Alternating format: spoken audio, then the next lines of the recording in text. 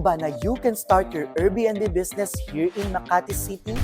For as low as 7.5% down payment or 570,000 pesos, may Airbnb business ka na. For as low as 19,000 pesos per month with annual lump sum, 40 months to pay at 0% interest, the most transit-oriented condo and the most flexible payment terms, welcome to Vion Tower and Vion West Makati.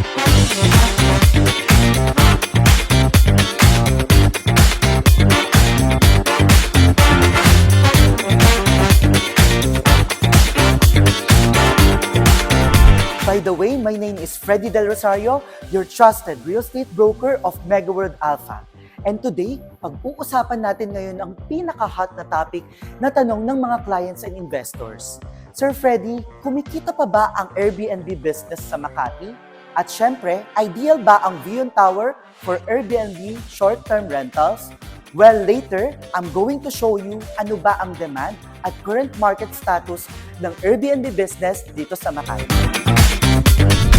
Base sa pinakabagong Airbnb STR Analytics of 2025 or Short-Term Rental Analytics, mayroong 4,500 active listings ngayon sa Makati in Airbnb with 60% occupancy rate and an average nightly rate of 2,200 to 2,500 per night. Another data from STR Analytics is ang average stay ng guest per booking is 5 nights with typical size of 2 packs or 2 person per booking, and ang peak season nag-i-start ng September to December or holidays and long weekends, balikbayan season.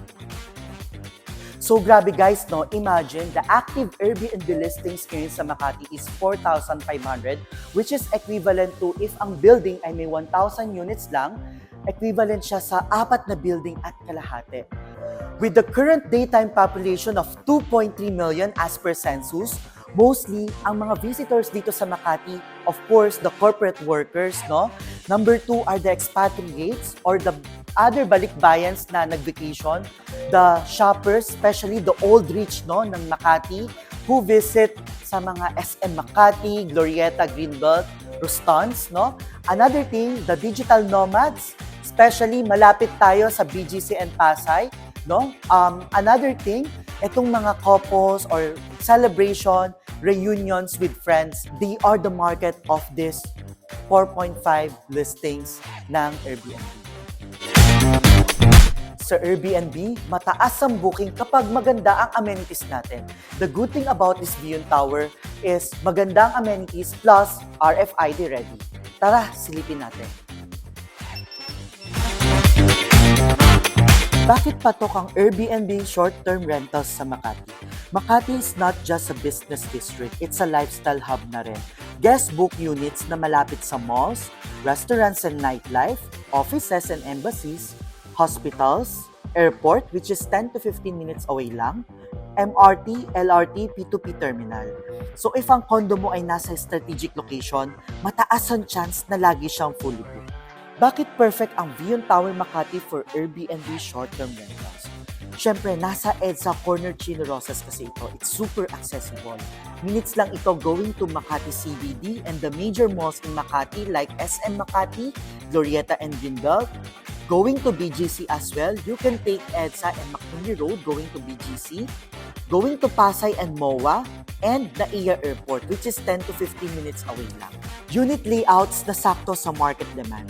Alam natin na ang pinakamabenta sa Makati for short-term rentals ay studio unit at one-bedroom unit. Ito ang preferred ng solo travelers, couples, business trip guests, digital nomads. Okay din ang two-bedroom unit for families at big groups. Exactly yung mga unit type na meron sa Vion Tower at Vion West. Vion Tower offers state-of-the-art amenities. We have 25-meter lap pool, gym, function hall, child daycare, library room, and among others. Hotel vibes, mas mataas ang nightly rate and better guest reviews pag maganda ang amenity mo. This is flexible, short stay or long stay. Pwede kang mag-set ng one-night stay, weekly stay, monthly stay para sa corporate bookings. Makati actually has a demand for both short and long stays, kaya flexible ang kita. Sino ang target guest ng Vion Tower and Vion West? Ito ang typical guest profile sa Makati. We have the business travelers, tourists or balikbayans, especially our OFWs, no?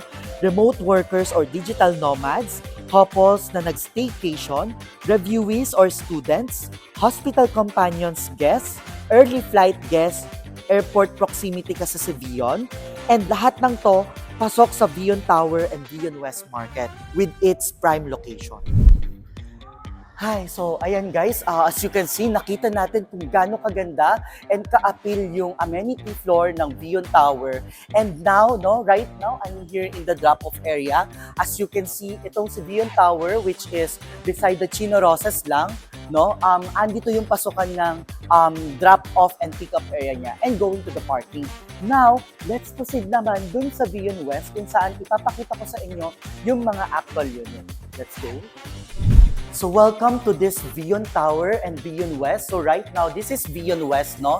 This is part of the Vion Tower community wherein this condo is only very low density because it's 34-story with very limited units lang, 300 plus units. Ito also RFID na siya, so smart home condo na siya. So let's see the actual unit.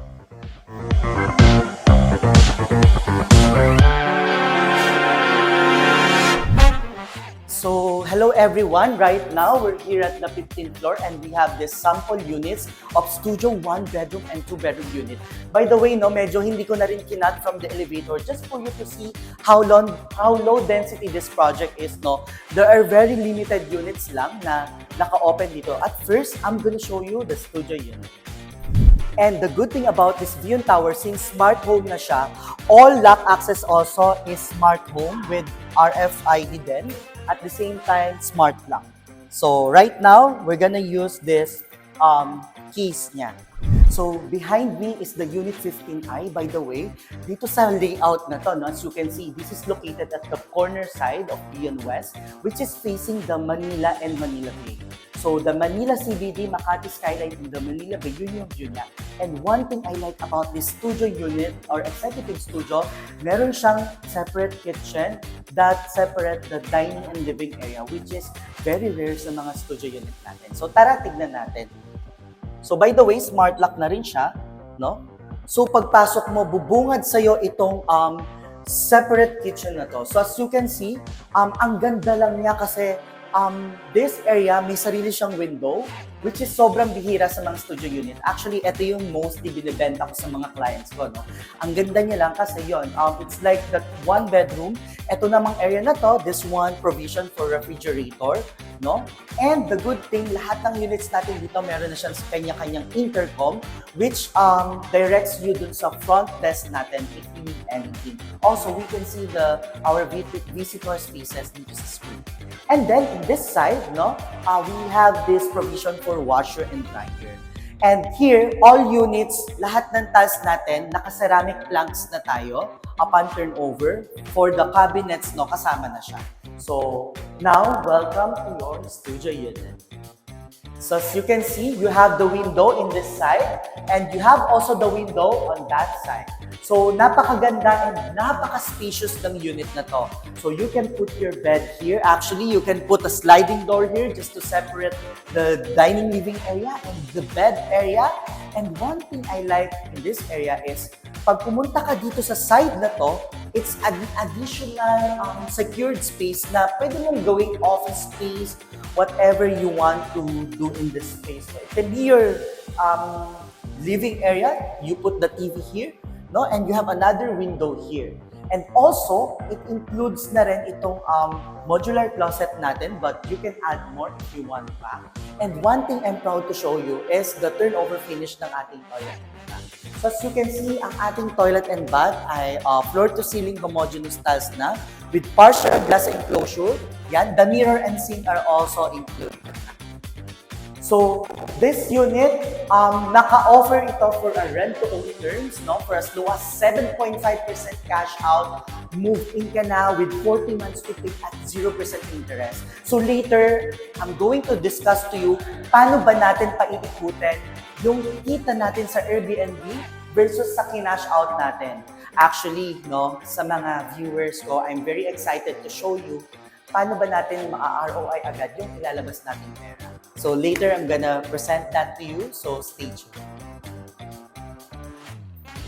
So with that, as per Airbnb, ito yung buong market na pwede natin makuha na 2.3 million, no, with the 4,500 supply and demand. If you take a look at Makati CBD, nandito lang ang ating mga guests.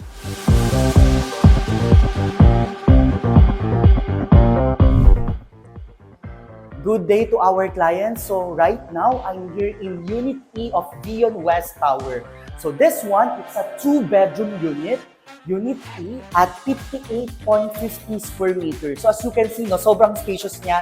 Meron pa siyang this countertop and kitchen, no, with countertop or breakfast nook, no. Very spacious kitchen.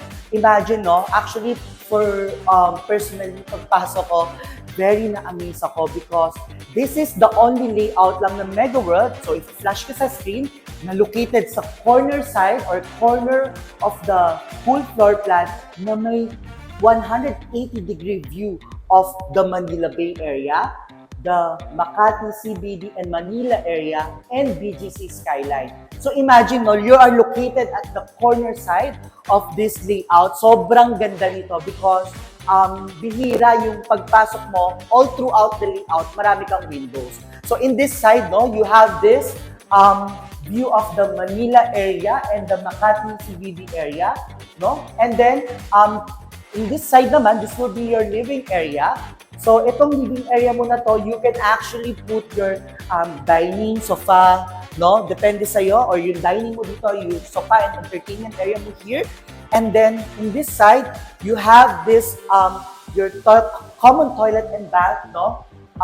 This one naman, it's as is yung turnover natin with floor to ceiling homogeneous tiles with partial glass enclosure. And then in this side, ito naman yung loob ng kitchen natin. So yung loob ng kitchen natin is very spacious with this overhead cabinets and under cabinets and provision for range room, cooktop, refrigerator, and washer and dryer. Now, let's proceed dun sa first bedroom which is facing the Manila Bay. So this is the first bedroom facing the Manila Bay with the walk-in closet. Ang ganda lang kasi you have the view here of the MOA area, the entertainment capital of the Philippines. No? Tanaw mo talaga siya dyan. And of course, the Manila Bay view. Now, I'm going to show you what's inside naman dun sa master's bedroom. So this is the master's bedroom. As you can see, very spacious ang master's bedroom natin.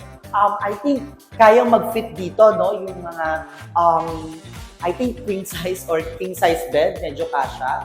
And then what I like about this master's bedroom, you have the view of this south area, the BGC, no? I think it's Dasma Village. And this is an obstructed view. So, itong spacious area na to, it can be your office space or pwede ka dito mag-laptop while working. And you have this walk-in closet, no?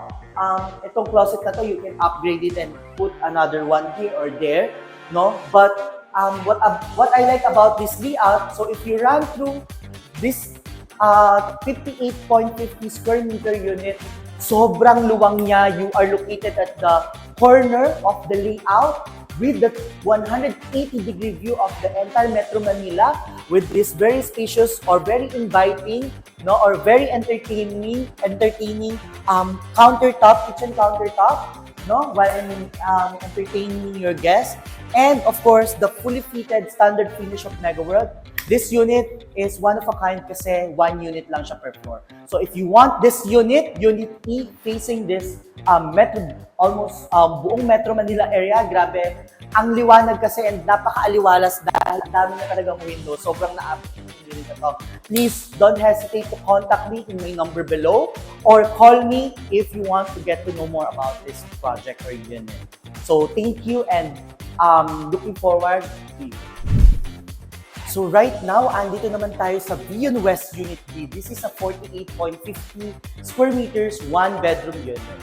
So as you can see, no, this is the dining and living area. So it can be your office space in this side. And what I like about this unit is, dito sa kitchen area mo, you have also this kind of bar type kitchen, no?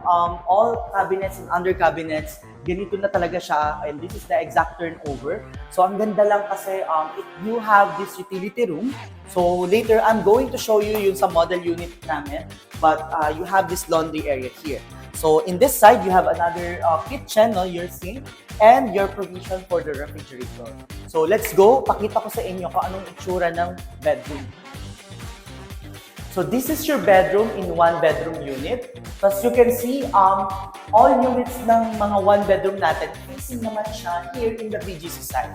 So ito, as you can see, medyo wala nang ulan, no?